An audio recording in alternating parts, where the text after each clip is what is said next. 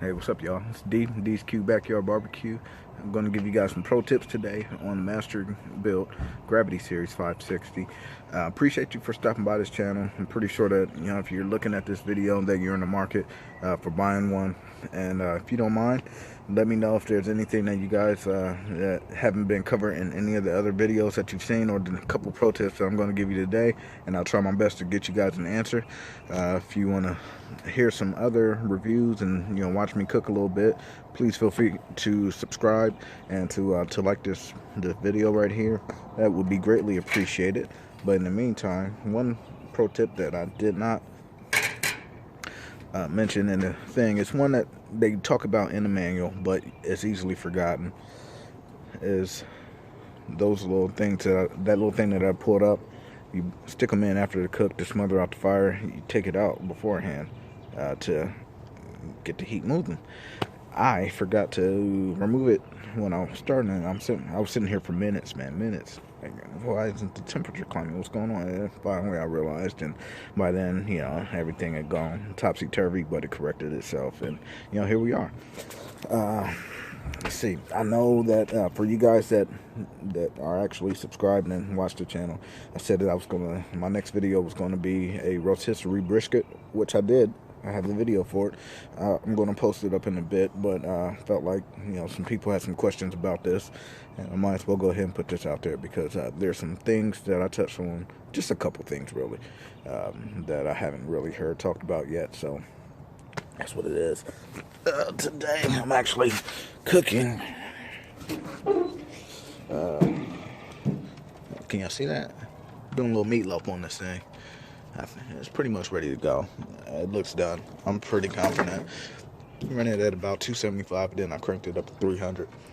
But this is not to start a show. If you guys want, I could do another one of these, and we could talk about the exact recipe that I used. If this tastes good, I will be more than willing to do another video on that. But you guys will see some chicken done at the end, but you're going to get my advice on this. And then, of course, we're going to touch on the Oklahoma Joe Bronco Pro at some point within one of these next videos. So just kind of stay tuned. Like I said, subscribe, like, and be sure to pass this on, man, because it's kind of useful information. Oh, another thing that I didn't talk about in the actual video, I didn't particularly like cleaning these grates. Clean grates all the time because I have a million grills, but these just felt a little difficult, in my opinion, to clean. I didn't like it. So alright, y'all, here's the video. It's the intro. D's Q, it's the intro. It's time to eat. It's the intro. D's Q, it's the intro. What time is it? It's time to eat! Daddy, maybe you should stick to cooking. Alright, let's go eat. Hey, what's up, all my backyard peeps? All my back viewers.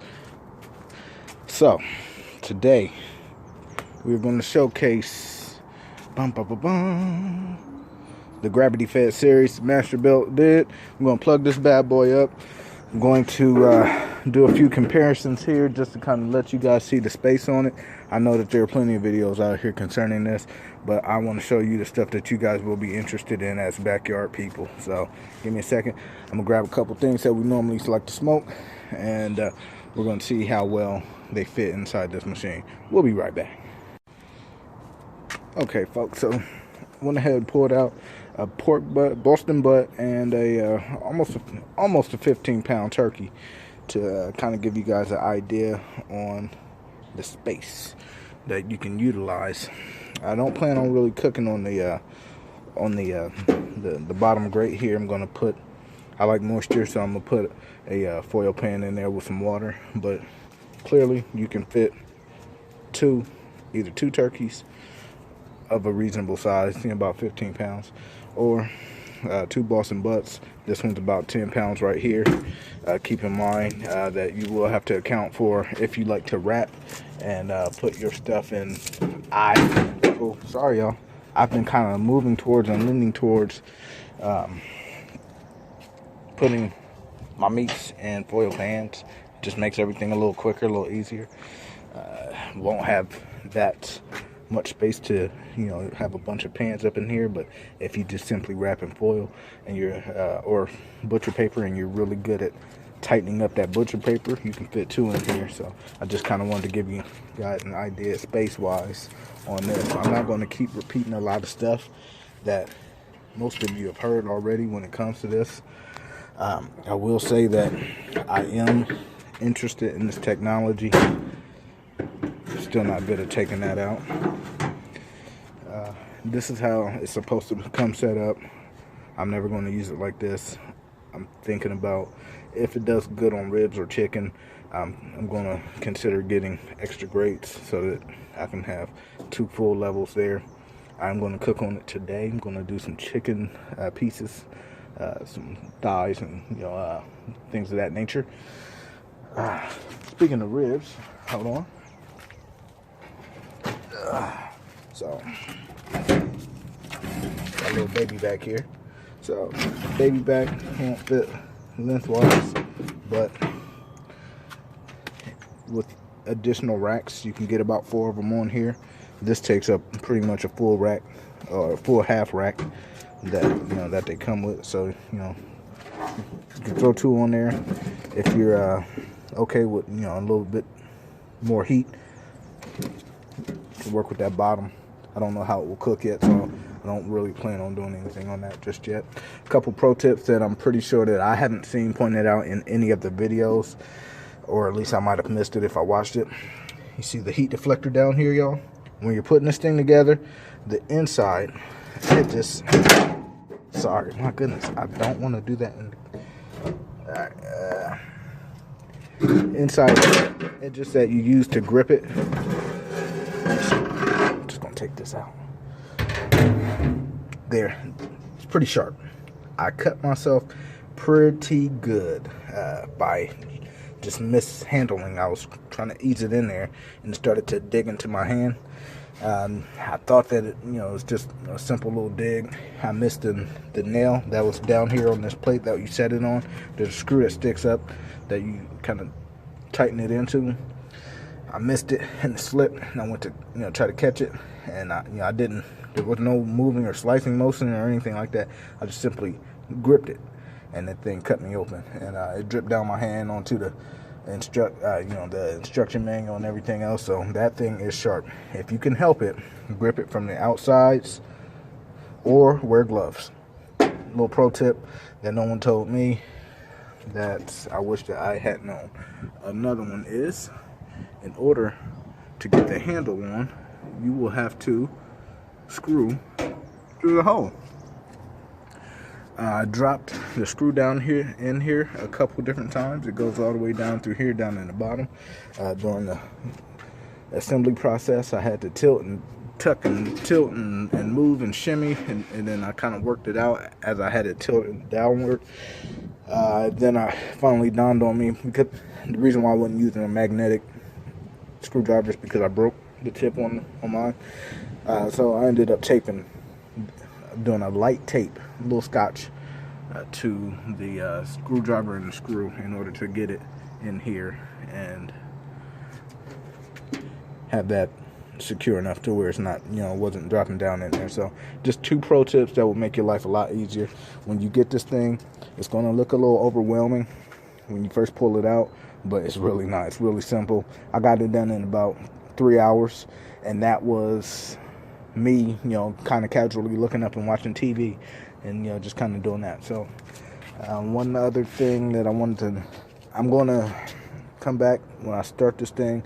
It does heat up really fast, like it states.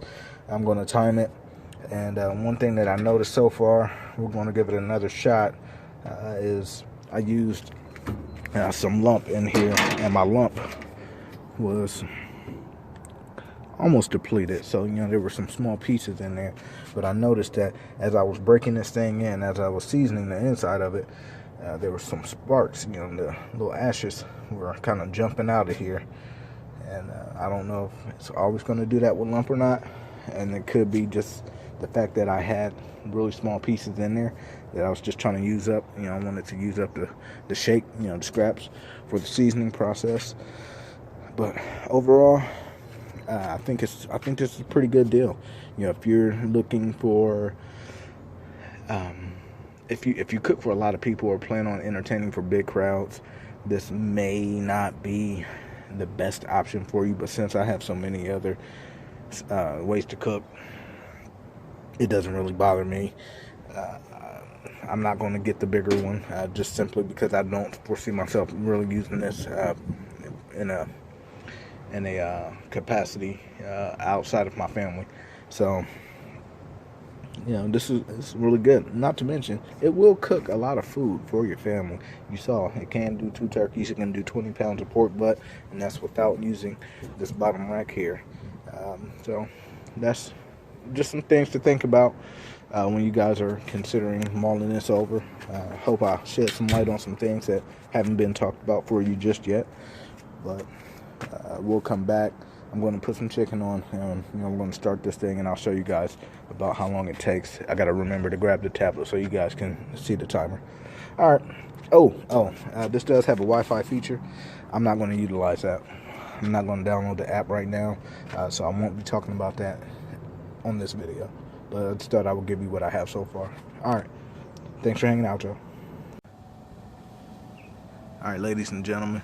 That time is not accurate because I already had one take that I deleted that took about 2 minutes in rambling, and I didn't shut the lid until we were already 2 minutes in because I decided, because I know how fast this thing heats up. Here's the wife's chicken.